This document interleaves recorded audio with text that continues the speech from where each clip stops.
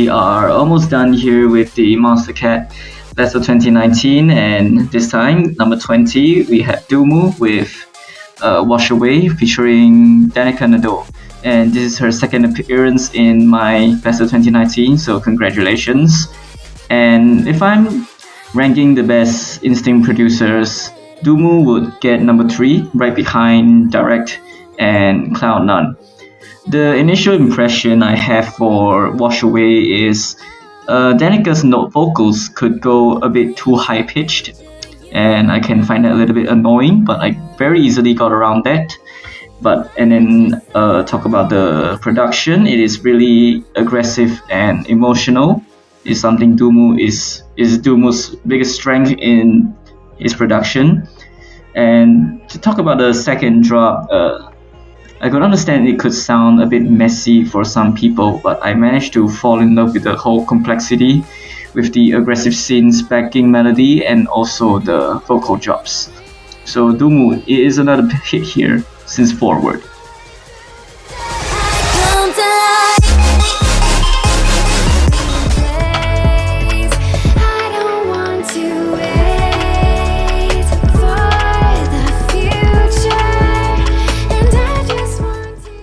Well, I was debating with myself whether Bianca from Burning or Laura Bram here had the best vocal performance of the year, and in the end I went for Bianca because I prefer her more powerful and hard-hitting performance. So why is this higher then? Because, in terms of production, Cloud9 Chill Out is always more favorable for me. And the main reason, again, is the vocalist, Laura Bram. Laura Bram's constant singing here with a soothing Cloud9 Chill Out in the background is honestly one of my dream combinations. I was so excited knowing that they actually did a collab.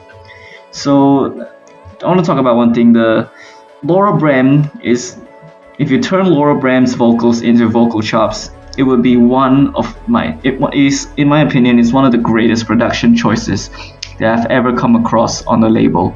And the best examples for this would be Aphasia from Mr. Fiji Wiji and also Pressure from Draper. They all have Laura Bram's vocals, but there are parts that is turned into vocal chops, and it's just so dreamy for me.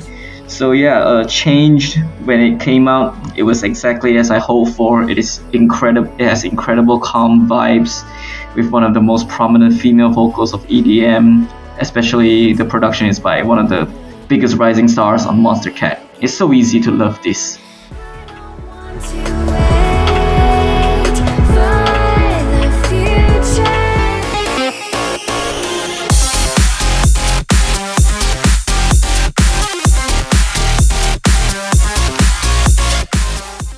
Well, who else is on a nostalgia trip?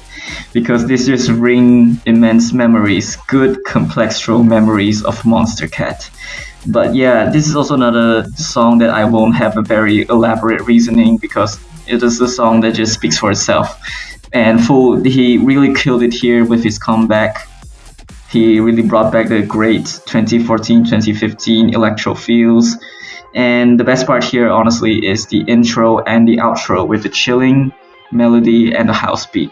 Every time when I'm listening to Shuffle, when this song just comes on, and then the intro comes, and I have so much chills, man. Fool is he really had a grand return here.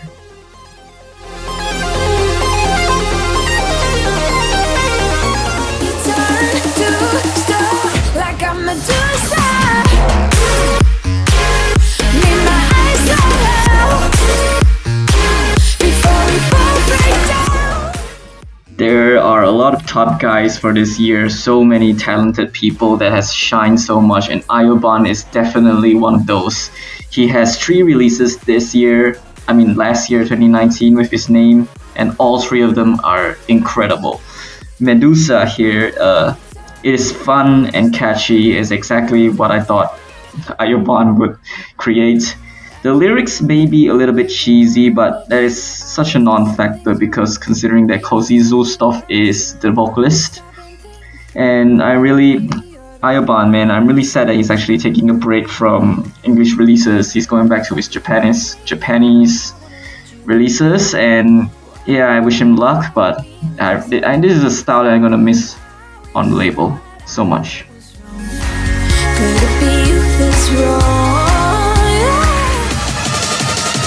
I think I've lost it.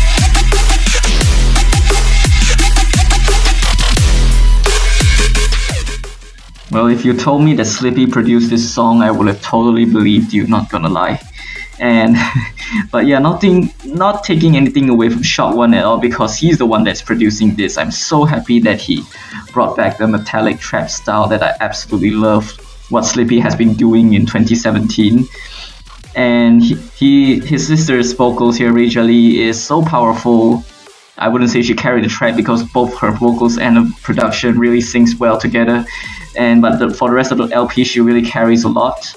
And talk about the LP, I'd say that, and the LP, the sound design of the whole LP are quite nostalgic as well, because it reminds me of the old alternative pop styles, but with a great usage of EDM elements. So Shock One really did well here, and Lost It here, it really brought out the best.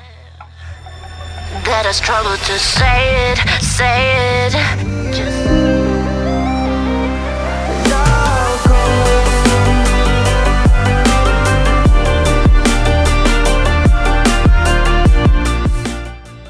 Sometimes I just want to space out and put my mind to rest, and just want to get lost with my mind, and Direct and Park Avenue here with Algo is always the song to go. And I understand that Laura Bram, she has a playlist in Spotify called Songs for Dreaming, and this song is so fitting for that description, man. The repeating melody here with the old style Fiji like drum beat, it literally feels like you're drifting away into nothingness. Yes, it keeps on repeating. It's maybe sound a bit, for some of you, it might be thinking, oh, it's just keep on looping, no creativity at all. But this is exactly what it's trying to deliver. It's trying to make you get lost into the song. So, but at the same time, when I feel lost, I also felt that really immense peacefulness, like everything is going to be okay, kind of feel. So yeah, Direct, you're such a god, man, for this year. And he also brought in one of my favorite vocalists, Park Avenue. I'm glad he's back, and he really chose a great song to be featured in.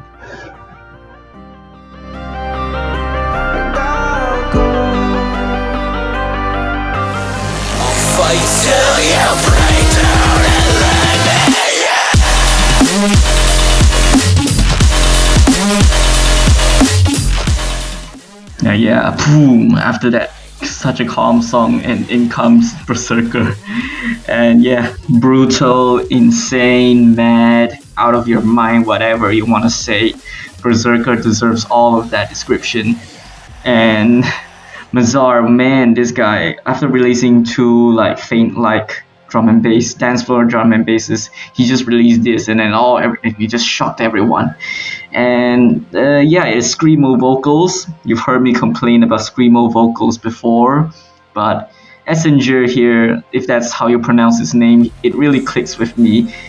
I find it not overly obnoxious. I can actually sense the angriness in his voice, and I actually can go with it instead of those screaming. When you're screaming just for screaming, I feel like it's just so obnoxious sometimes. But not Essinger really did well here. And talk about the drops is insane. It's like a torpedo after torpedo for each drop. It is all combined with the cinematic, dramatic-like atmosphere. The whole song just sounds like a huge video game boss fight theme song, and I really, really love that.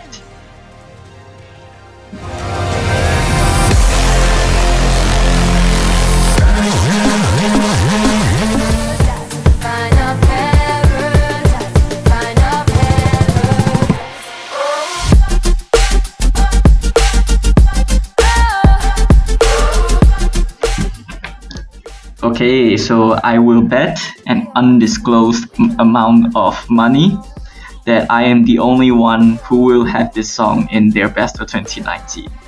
And yeah, Nonsense and Erica Jane with We All. This is so weird. It's astonishing that I managed to be so attracted to this. Although it's just is being incredibly simple in terms of production. Some of you might describe this as the most generic future-based song ever, but I'm so attached to it, man. Where the phrase is like the phrase "simplicity is bliss." This is where it's best described. The melody here, it is cheery, it is playful, kind of it has that little innocence in there, much like the dancing puppets in the music videos. It is so playful, but it's also so charming at the same time.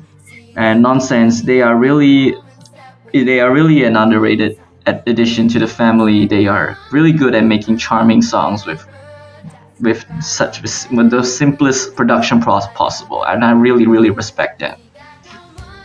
In our pockets, but we're out all night. See the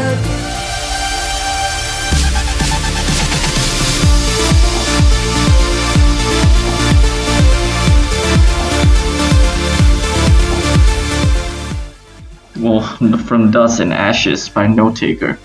This blows away everything from the Pathfinder EP because this is just euphoria compared to the others.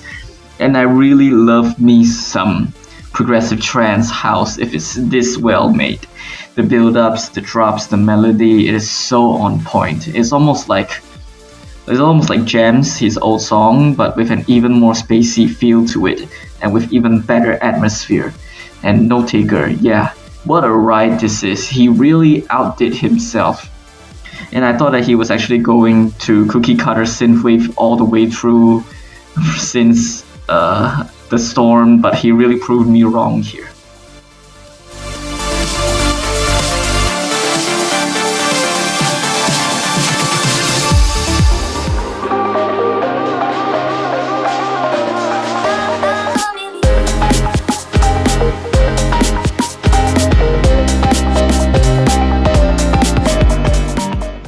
We have yet another Cloud9 song. If you can tell, I really like this guy.